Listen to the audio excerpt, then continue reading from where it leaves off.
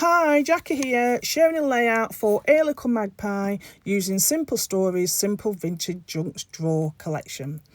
I am getting the basic idea by using one of my sketches I've designed for One Sketch 3 Ways. I will leave you a link down in the description box to the Facebook group that I run with Sarah and Helen. And I designed the sketch for February 2026.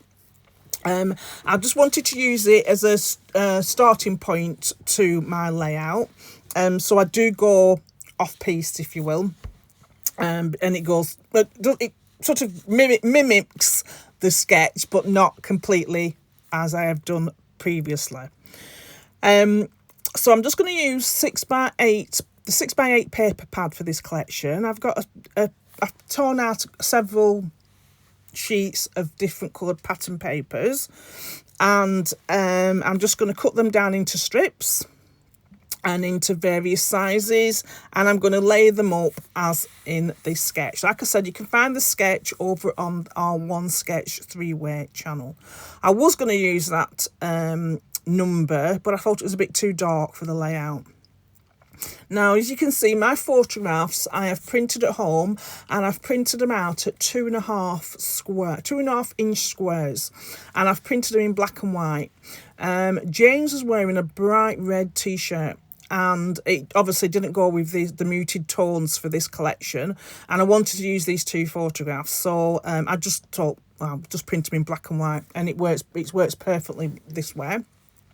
I've trimmed them with a small white border again, just to give them a bit more definition, and added them to some blue pattern paper from this collection, and just leaving a small border around the outside.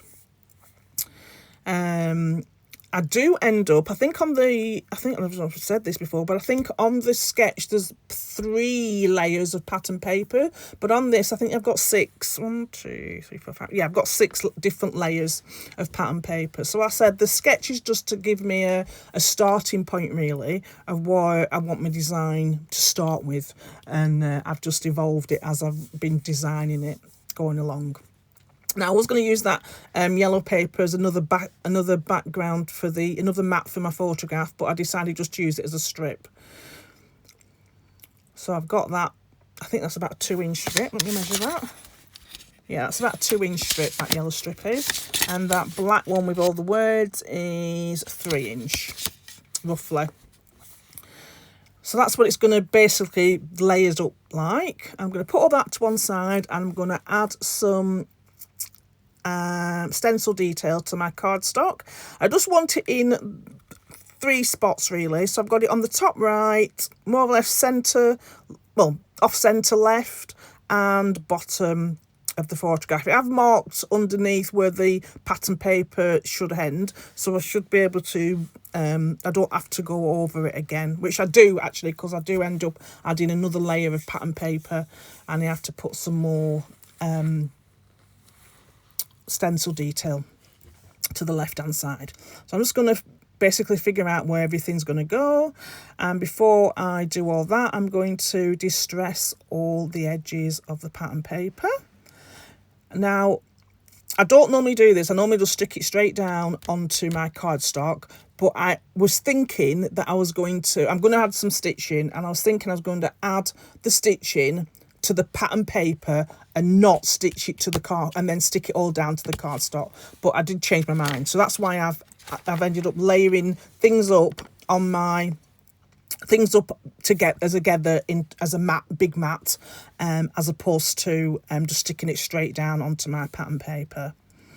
So that beige one I've just cut in half, and I've got half at the top and took the other half at the bottom, so it gives you the illusion that you've got a full length of the paper strip going down. You'll see as I go along. So of course I couldn't get that straight, so that had to come up, and I'm just going to add this one with the typewriter words on it, and then I do add this pink floral, and I've like I said, I've offsetted it to the left, so it does cover up all the stencil I've just done prior. So I end up coming in and adding more stencil detail just to that left hand side. I'm just going to add some 3D foam pads to the back. Again, just to give it a bit more definition.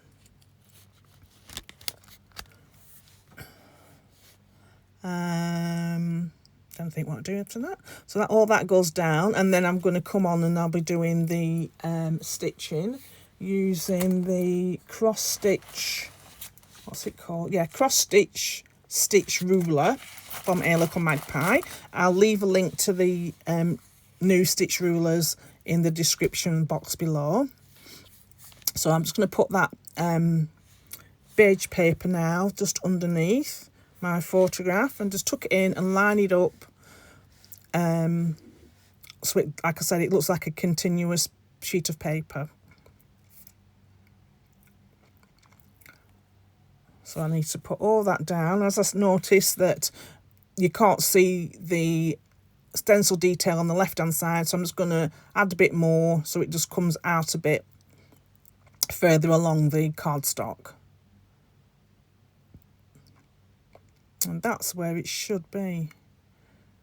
So I'm going to stick all this down, and then I'm going to add some stitching down, some cross stitches between the yellow and the pink. You'll show in a minute. I do stitch it off camera, and I've also added a couple of stitches at top and bottom as well.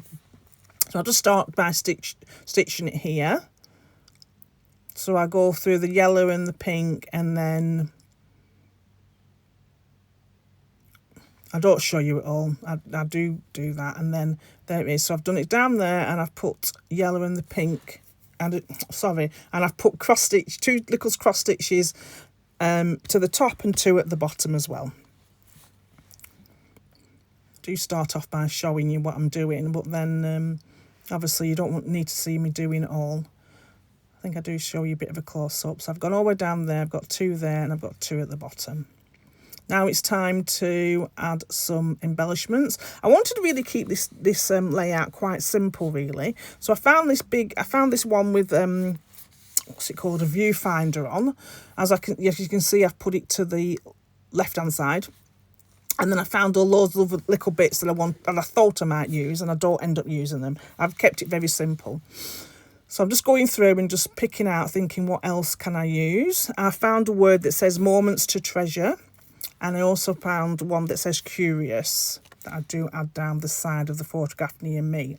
Now, the photographs was taken last year when me and James went to Harry Potter World in England, and we had afternoon tea. So like I said, it was just the James's photograph, top of James's photograph just covers up the afternoon tea, the teas that was in between us. So I'm just going to cut this down because I don't need... Well, we put in the 3D foam underneath my photographs. I couldn't really tuck it under, so I thought, right, I'll just tuck it down, cut this die cut down, and use it to the left-hand side, and I use the off cut onto the right-hand side, which works perfectly well. And as it is a layered die cut, it looks fine. It looks like I've laid things up, so there's no need to put anything else on there. And then I found this, I wanted to find a clock. So I found this clock, which was a bit strange clock, really. I kept on messing around with it, but I ended up just sticking it down. So this clock does look upside down, if you will. It's not really a clock. I don't know how they've done it. But anyway, I've ended up putting that just at the top. I've just put that straight down, and I've used that one that says moments to treasure word strip, and then the other one that says curious that I've put down the left hand side. I had put 1 or 2 other things out, but I don't end up putting them on there. And then for my title, I've used the foam stickers, and I've used 3 actually on this one. So I'm using everyday details captured. I have done my journaling off camera, and I think I've taken the photographs before I did the journaling. And it's just saying that we were looking forward to enjoying afternoon tea at Harry Potter World. Now, I do put that other one down. I can't see what it says. That one, whatever that one is, that's that one at the side. I do put that one thinking I'm going to use that as well. But that doesn't appear. I can't see what it says. Or some everyday moments. I think I do put it up at the top near that clock, but it doesn't get, I don't keep it there. It doesn't get left on the design. So I've got these 3 down at the bottom. It's very rare that I'd use 3 foam sticker words like this, but I thought it looked right. It was on the how it was on the foam sticker sheet, and I thought, oh, it looks perfect as a long title. Then I've added some butterflies, so I've added 2 of the foam butterflies and a couple of the art scattered about. And I think that's my photo. I think that's what I've added. So yeah, so that's where I've put the I was going to put that green one up there, but the green one looked a bit off with all these pattern papers. There was no green, real bright green like that. So I ended up putting the pink butterfly at the top and a few of the scattered arts around. Yeah, so I do put that moment one up there, but I do get rid of it. So here's a few close-ups. So there's the little stitching I've done there, and the clock, and the row of stitching down the side. That's just anchoring the yellow and pink together. Everyday details captured. I do add a little light bulb charm that I found on my desk, and I thought, oh, I'll just put that on there. And the extra design, stencil design as well. So that's where I've put my journaling. Sorry. So here are a few close-ups. Sorry for rambling. Thank you for stopping by. Please like and subscribe to our channel. If you've got any questions and comments, please leave them below and I'll get back to you as soon as I can. Thank you. Bye.